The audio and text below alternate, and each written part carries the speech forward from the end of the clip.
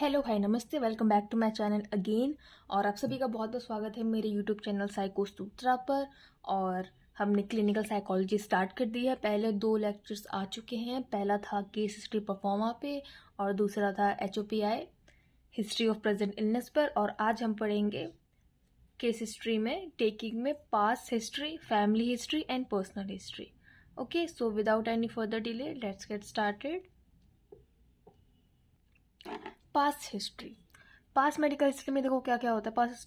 Past medical history में हम क्या लेते हैं कि जो भी मेजर मेडिकल इलनेस हुई थी, जो भी कंडीशन थी, उनसे के बारे में पूछते हैं। ठीक है, जो भी पेशेंट है उसकी पास्ट मेडिकल हिस्ट्री कुछ है, कोई बीमारी हुई थी, कुछ ऑपरेशन हुआ था। ठीक है, जो भी मेजर मेडिकल कंडीशन थी उसकी, अगर कुछ है, चाइल्डहुड इलनेस कुछ थी तो उसको हम एड्रेस करते हैं, उसको लिखते हैं। ठीक है, रिपोर्ट में।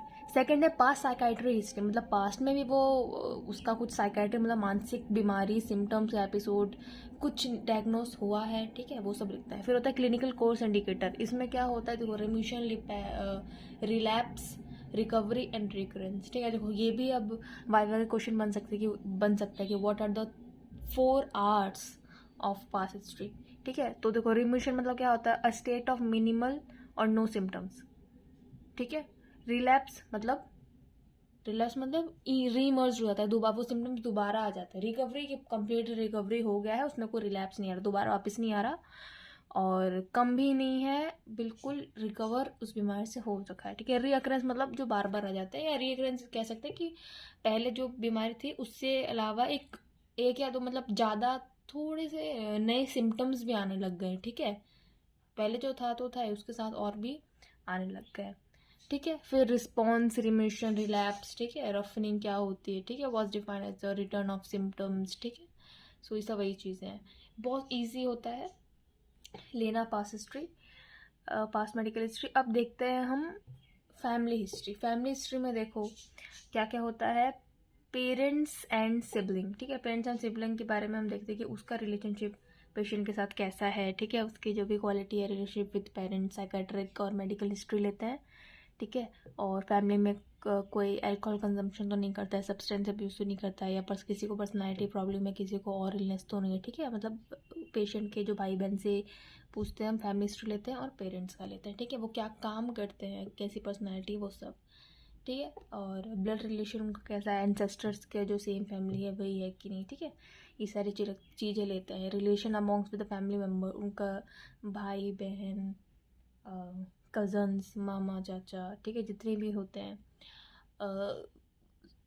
ऑल द फैमिली मेम्बर्स के साथ वो पेशेंट का रिलेशनशिप कैसा है, अच्छा है कि झगड़ा होता रहता है, किससे ज़्यादा क्लोज है। ठीक है, फिर जेनोग्राम। जेनोग्राम में बहुत ही कंप्लीट अलग चीज़ होती है।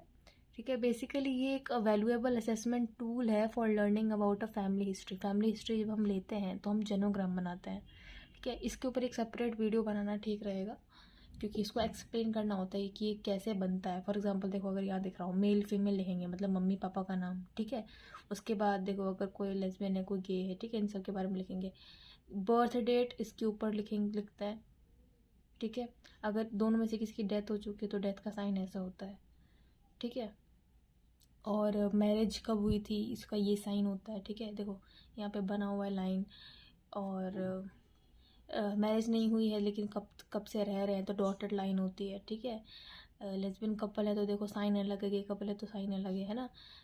मैरिटल सेपरेशन हो रखा है, डिवोर्स हो रखा है तो 2 लाइन।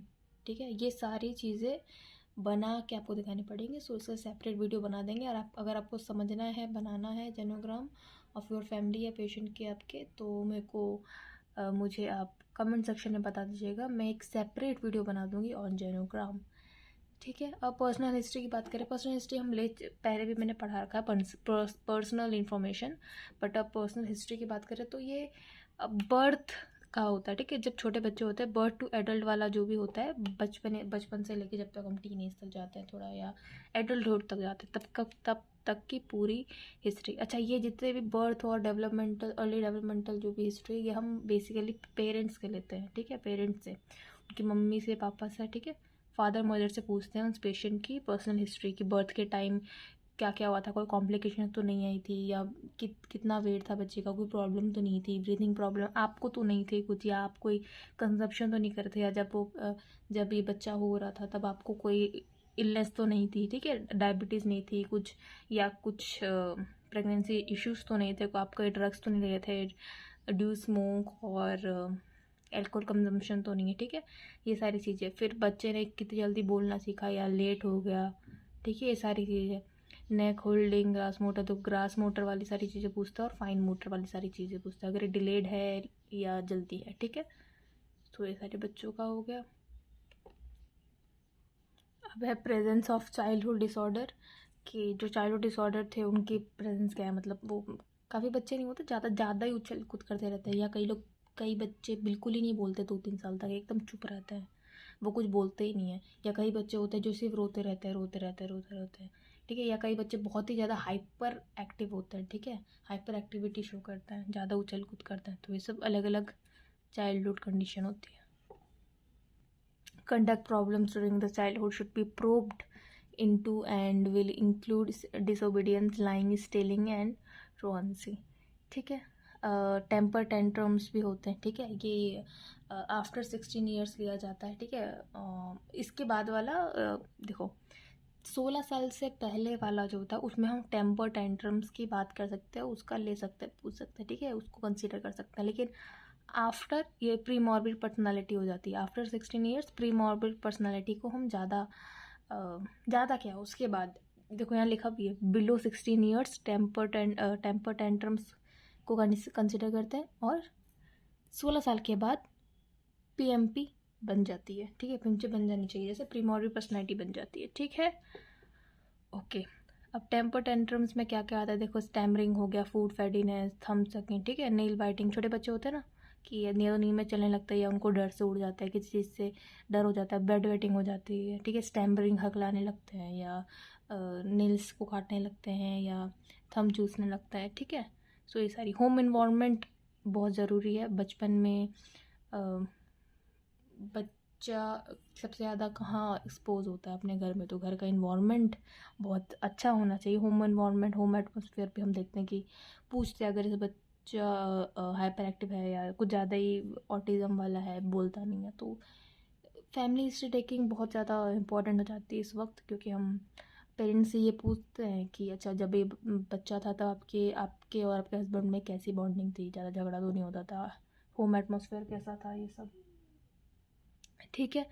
अब है स्कूल और स्कूल में ये बच्चा कैसा था, एक्सट्रोवर्ट था, इंट्रोवर्ट था, एक्टिविटीज़ में पार्ट लेता था या नहीं, ठीक है। फिर मेंस्ट्रुअल हिस्ट्री हम पूछते हैं, ठीक है, कि किस एज पे आया था, ठीक है, ज़्यादा पेनफुल होता है या इरेगुलर होता है, ठीक है। फिर मैरिटल हिस्ट्री कि आपका पार्टनर के साथ कैसे रिलेशन है, ठीक है। फॉरेंसिक हिस्ट्री, कोई लॉ, पुलिस चार्जेस या कन्विक्शन का तो कुछ हिस्ट्री नहीं है आपकी फॉरेंसिक हिस्ट्री, ठीक है। जनरल पैटर्न ऑफ लिविंग, किस तरीके से आप रहते हैं अपने घर में, ठीक है। फिर प्री मॉर्बिड पर्सनैलिटी में देखो बहुत, ये प्री मॉर्बिड पर्सनैलिटी बहुत इंपॉर्टेंट है। What is it, it can be viewed as the individualised, ठीक है, styles of dealing with the environment, ठीक है, कि एक अपना तरीका होता है कि हम कैसे इन्वायरमेंट से डील कर सकते हैं, ठीक है। काफ़ी जने होते हैं, काफ़ी बच्चे होते हैं जो किसी भी कंडीशन में हो वो अच्छा आराम से खेल भी लेंगे, खा भी लेंगे, ठीक है। कई बच्चे होते हैं उनको कितनी भी अच्छी फैसिलिटी दे दो वो रोते ही रहेंगे, ठीक है, या वो अडेप्ट नहीं करेंगे। कई बच्चे होते हैं कि हर जगह खुश रहते हैं, खेलते रहते हैं, और कई बच्चे होते हैं जो सिर्फ अपने घर में खेलते हैं, बाहर रोने लगते हैं या चुप हो जाते हैं, कुछ बोलते ही नहीं है। होते हैं ना, कई बच्चे घर में बहुत बोलते हैं लेकिन बाहर जैसे ही जाते हैं तो अंकल आंटी और दोस्त और भाई बहन के सामने नहीं बोलते। सो ठीक है, so it is individualised styles of dealing with the environment, ठीक है। इसमें देखो क्या आता है, सोशल रिलेशंस आते हैं, ठीक है। सोशल रिलेशन में वर्क एंड वर्कमेंट, ऑर्गेनाइजर्स, ठीक है, एम्बिशंस कैसा है, एडजस्ट है कर सकते हैं कि नहीं, intellectual activities, hobbies and uses of leisure time होता है। प्रीड और डोमिनेंट मूड, ठीक है, कि ऑप्टिमिस्टिक है या पेसिमिस्टिक है, सेल्फ डिप्रिशिएटिव है या सेटिस्फाइड है, ठीक है। मूड उनका चेंज होता रहता है या हमेशा से अलग अलग फीलिंग्स, कैसी कैसी फीलिंग्स कब कब आती है, लव की, एंगर की, फ्रस्ट्रेशन की, सैडनेस की, ठीक है। क्या वो खुद को इमोशन और फीलिंग से रोक सकते हैं या वो गुस्सा हो जाता है, वायलेंट हो जाता है, ठीक है। स्टेबल है या अनस्टेबल मूड है उनका, ठीक है। फिर फोर्थ होता है कैरेक्टर मतलब उनका कैरेक्टर कैसा है, वो अपने आप को मतलब उनका एटीट्यूड, उनका देखने का नज़रिया, अपने वर्क को देखने का क्या नज़रिया है, खुद को देखने का क्या नज़रिया है, फैमिली और रिलेशन और फ्रेंड्स को कैसे किस नज़रिए से देखते हैं, उनका क्या कैरेक्टर है, ठीक है। ये डिफाइन करता है उनका सेल्फ का कैरेक्टर, ठीक है। एटीट्यूड टू सेल्फ, खुद को देखने का तरीका मैंने बताई दी, ठीक है। पढ़ लेना है, काफ़ी डिटेल में दिया हुआ है, लेकिन इसमें जो है मैं आपको ऊपर बता रही हूँ, ठीक है। एटीट्यूड टू सेल्फ वाला हो गया, ठीक है। Attitude to work and responsibility, ये किस तरीके से वो अपने काम और रिस्पॉन्सिबिलिटी को संभालते हैं, अच्छे तरीके से कि बुरे तरीके से, ठीक है। रिजिड और डिफिकल्टी और फ्लेक्सिबल, कैसे इम्पल्सिव होते हैं या स्लिप शॉर्ट होते हैं, ठीक है। इंटरपर्सनल रिलेशंस, ठीक है, कि सेल्फ कॉन्फिडेंट हैं या शाय हैं या टिमिड हैं, सेल्फिश हैं, इगोइस्टिक हैं या अनसेल्फिश हैं या ऑल्ट्रिस्टिक हैं या क्रिटिसिज्म ज़्यादा देते हैं या बहुत ज़्यादा सेंसिटिव है चीज़ों को लेके, वो अलोन ज़्यादा रहते हैं या अलोन रह के वो सॉलिट्यूड को फील करते हैं, ठीक है। बहुत अलग अलग, ओके। फिर फोर्थ है स्टैंडर्ड्स इन मॉरल, ठीक है, रिलीजियस और हेल्थ मैटर्स, वो अपने मॉरली और रिलीजियसली कितना वो अपना स्टैंडर्ड रखते हैं, वो स्पिरिचुअल पर्सन है या मॉरल एटीट्यूड ज़्यादा रखते हैं या रिलीजियस पर्सन है या मानते ही नहीं है या हेल्थ इशू को अपने कैसे से किस नज़रिए से देखते हैं, उनकी एनर्जी और इनिशिएटिव कैसे हैं, वो एनर्जेटिक रहते हैं या स्लगिश रहते हैं, फैंटेसी लाइफ की हमेशा सिर्फ दिन में वो नहीं होता ख्याली पुलाव या डे ड्रीमिंग करते रहते हैं या कितना ऑफन करते हैं, हैबिट्स कैसी है, अच्छी हैबिट है कि गंदी हैबिट है और कितनी है, ठीक है, कितने बेसिस पे, जैसे अल्कोहल का यूज़ करते हैं कि नहीं, ठीक है, drugs, tobacco, comment on food, sleep pattern उनका कैसा है, ठीक है। तो ये सारी चीज़ें मिलके बनाती है ऑल द 6 जितनी भी है, ठीक है। ये 6 स्टेटमेंट जो है, जो डिटेल्ड है, वो बताती है कि प्री मॉर्निंग पर्सनैलिटी आपकी कैसी है, ठीक है। और ये क्या था, इंडिविजुअलाइज्ड, ठीक है, individualised styles of dealing with environment है कि आप सोशल रिलेशंस कैसे हैं आपके, इंटेलेक्चुअल एक्टिविटीज़ कैसी है, प्रीडोमिनेंट मूड कौन सा रहता है आपका, कैरेक्टर सेल्फ कैरेक्टर क्या है आपके, एटीट्यूड टू सेल्फ क्या है, responsibility interpersonal, standards in moral, religious and health matters, energy, initiative, fantasy life और हैबिट्स, ठीक है। So that is all about family history taking, medical history and okay, so that is all about past history, family history and personal history हम next में देखेंगे, ठीक है। सो thank you so much for watching. पहले 2 video आ चुके हैं, I hope कि आपको सब कुछ समझ आ रहा हो, और please do comment, like, share, ठीक है। आप कमेंट करके बताइए कि आपको कुछ नया जानने को मिला या नहीं, ठीक है, कैसा लगा। So thank you so much for watching, bye.